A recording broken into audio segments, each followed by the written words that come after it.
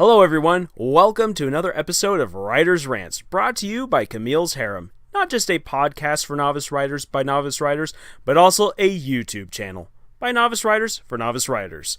Because writing is an adventure, it's more fun with friends. For this rant, I am going to dive into some technical stuff because I have had it up to here with people misunderstanding foreshadowing and Deus Ex Machina. Every story ever told is a tapestry of tropes, which is fine except for when they are blatantly misused or misunderstood.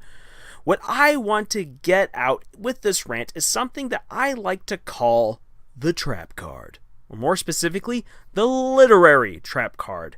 There's probably a real name for this, but until someone corrects me in the comment section, I'm just going to keep on calling it that, and here is what a novice writer has to say about literary trap cards. First, before I can define what a literary trap card is, barring all Yu-Gi-Oh! Explanations, I have to talk about what it is not, and I will do so by looking at the concepts foreshadowing, Chekhov's gun, and Deus Ex Machina. First of all, foreshadowing. It is a moment within a story or a device that gives hints at what will come in the future of the story. Usually foreshadowing is not used to help explain how the story will end, but how the story will march on to its conclusion. A great example of this is within the show Darling in the Franxx, where there is a children's book about the monster princess. It not only helps put into context all of the previous episodes leading up to the introduction of the book, but it also helps plot out how everything else will follow up until the finale for the series. Except for those pesky aliens that show up.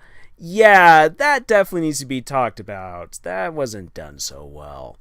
But in any case, the children's book really does a wonderful job on setting up where Zero Two and Hero as a couple will go until the end of the show.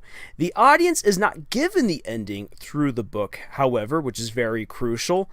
And that's really good because it helps to pump up the excitement for how the story will be resolved. So remember, foreshadowing shows the way, but not necessarily the answers. It does not show the exact ending.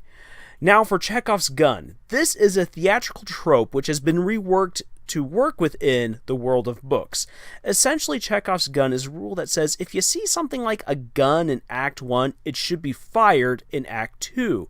What this means for writers is that when you put something obviously ominous or engaging, or something that is just obviously important, such as a gun that's put prominently on display, or a dangerous spell, a special remote control, or the fastest ship in the galaxy, etc., it should be used later in the story.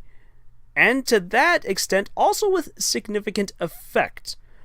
Otherwise, showing this will have been totally pointless and will only disappoint your readers.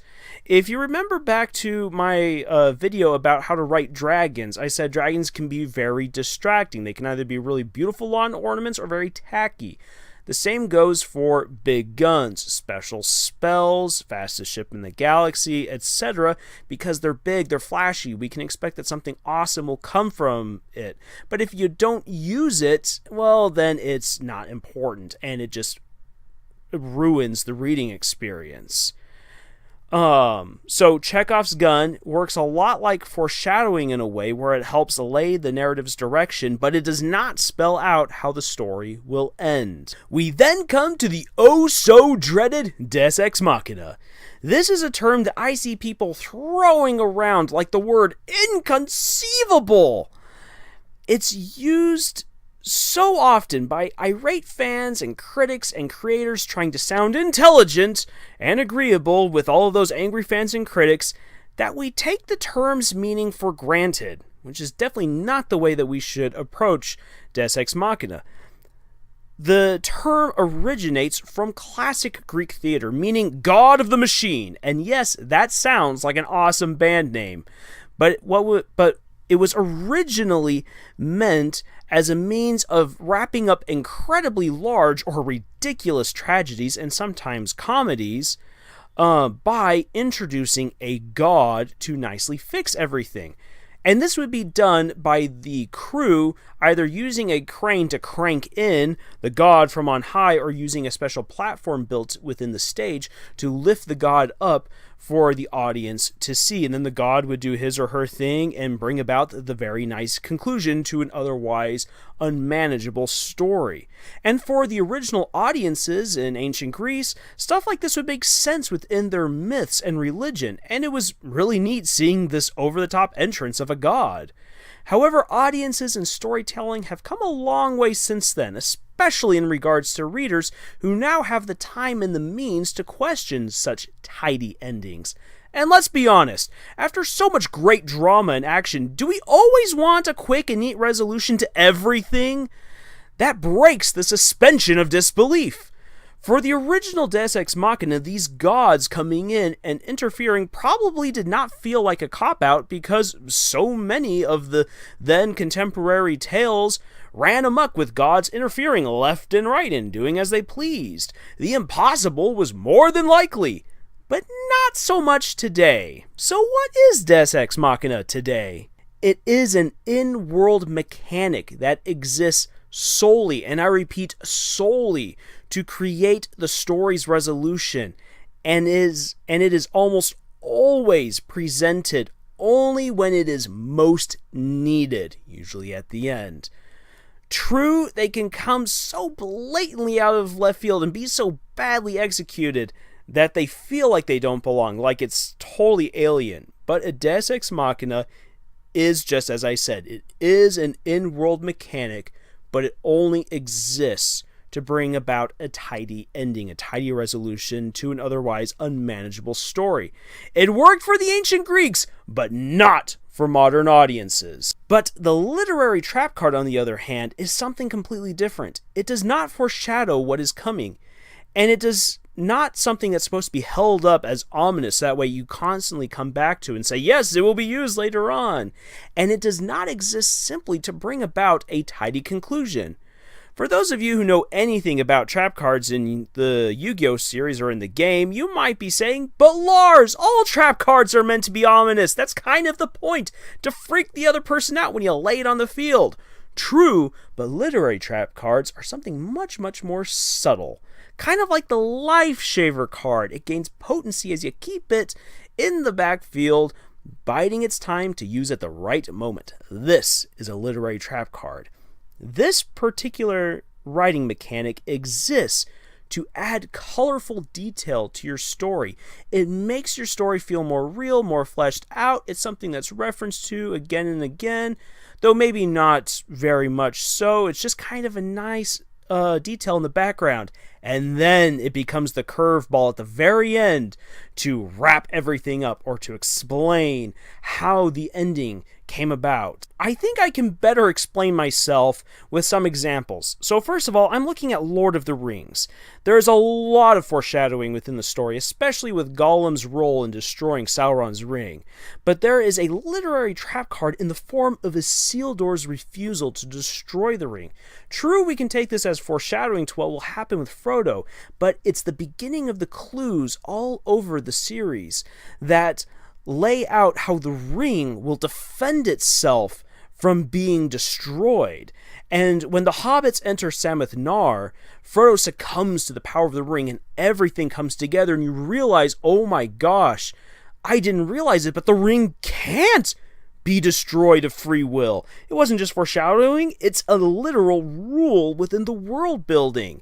And everything finally comes together with the literary trap card, with the world building, and with the foreshadowing to show that the quest to destroy the One Ring was doomed to fail, except for Bilbo's pity and mercy in sparing Gollum. However, there are even better examples of this literary trap card in Brandon Mull's Beyonders and Five Kingdoms series. In Beyonders, the wizard Maldor is unstoppable, and Mull gives us 3 books to show that there's no way that you can beat the one man who has totally capitalized on magic in the world of Lyrian. However, the key to his awesome defeat is already in the first book, and when it is fully revealed in the 3rd book, it just knocks your socks off because how simple the solution was and how well it was intertwined throughout the narrative that you just thought it was a simple world-building mechanic. And in the end, it turns out to be something totally awesome. And no, I'm not going to give it to you because Beyonders is too good to spoil.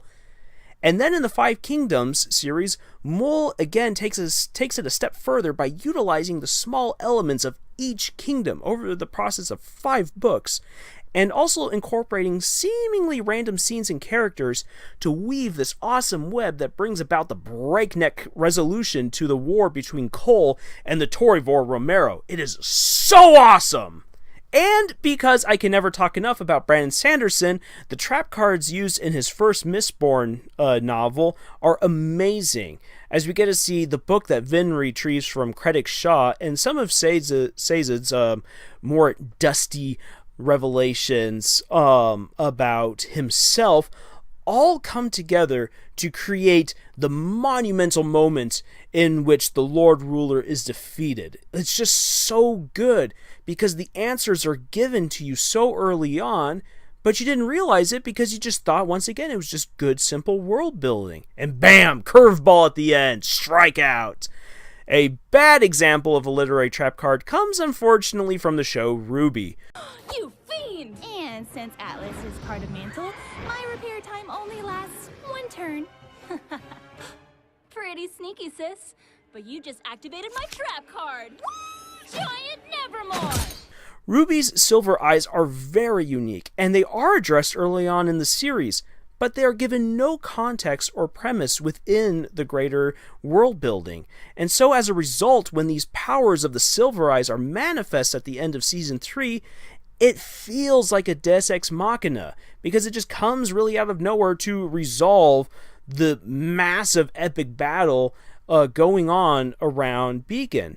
Now, because the series is still ongoing, and because we also know next to nothing of what will happen in the next season, RWBY's Silver Eyes may still turn out to be a literary trap card later on down the road, but the execution thereof has been terribly handled that I really just kind of have to take it on out of that category. It could have been done really well had they introduced the mythology of Silver Eyes as part of the great myths that make up the stories of the maidens and so forth, but it just wasn't there. So we kind of felt like it was a cop-out. A lot of people within the community for RWBY. So here it is, my advice about using this mechanic. This plot device only works if it is incorporated meaningfully as a way of enhancing the story's setting and overall plot. Yes, its secret intent is to provide the magical solution at the end of your crazy tale, but it must be more than that to avoid the label of Deus Ex Machina getting slapped across it in blood red. It needs to feel natural so it doesn't come across as a Chekhov's gun where you're like, oh, ominous, it will be used later. Haha, I'm so smart. As the reader, And it should not hint as the future, else it becomes foreshadowing. And with the incessant fatalism amongst fans, where they say, oh look, foreshadowing means death flags, you kind of want to avoid foreshadowing that makes it seem like things are about to go downhill really fast, unless it's really what you're going for. But that's another rant for another time. Death flags, I am coming for you because you are terrible. You are destroying the enjoyment of so many awesome shows and book series. But so this is why I call them the literary trap cards, coming back to this mechanic. It's because they are placed out in the open, like a card saying, here, I'm putting down my card. It's in the open. Your readers can clearly see it, but it becomes a part of your story so well that it blends into the background, and then people kind of forget about it until it becomes very relevant later on down the road. And because the readers just get caught up in the action, the drama, and the plot of what you are writing, they will not suspect just how crucial these particular scenes or conversations or this one little item that you slipped in there as some nice world building will be at the end. Kind of think of it as the golden snitch that opens at the close. That is your trap card. So well done, J.K. Rowling. Now, I know there are a lot of people who are going to say something to the effect of, Lars, this is nothing new. We call that setup. It's what any good writer does. And you are most assuredly correct, most astute listener or viewer. It is all a part of the grand setup of your book. But what makes it so unique is how it is hidden in plain sight. It is extremely rewarding to see readers' experiences when that aha moment comes when they see how you've brilliantly tied all of your previous work together for your twist, the big reveal, and to finish off the main plot. So I really just hope that this video gets you thinking about the gods of machines within your own story that you're using, your own Deus Ex Machina, foreshadowing, or Chekhov's gun. How you might be able to twist that a little bit better, twist those elements into your story, really incorporate them on in to make them feel like seamless world building rather than something that just jumps out and slaps your reader saying, hey, pay attention to me. Because it's the more subtle writing that usually has the greater lasting impression. So that's all for now. As you contemplate how to write your own literary trap cards, I encourage you to go and check out our podcast, Camille's Harem, found on Podbean, iTunes, and Google Play. We also have a Tumblr for fun fan art, for story art, and so forth that you can go check out. We have a Pinterest with great writing advice that's been gathered together by Camille for your benefit. Trust me, a lot of the things that are there on our Pinterest will do you phenomenal good in how to build your characters, plot out your stories, and write engaging chapters. And we also have a Reddit there, so you can engage us and other writers in discussions about, well, writing, anything about the writing process. And so the links for all those sites will be in the description box. And if you like this video and if you want to be notified for any of our future content, please subscribe and hit the bell icon. Finally, we are always on the prowl for terrible fan fictions to do epic readings of for your enjoyment and benefit, of course. So if you have found any, please send us links to those terrible fan fictions via our Twitter at Camille's Harem. And until next time, tschüss.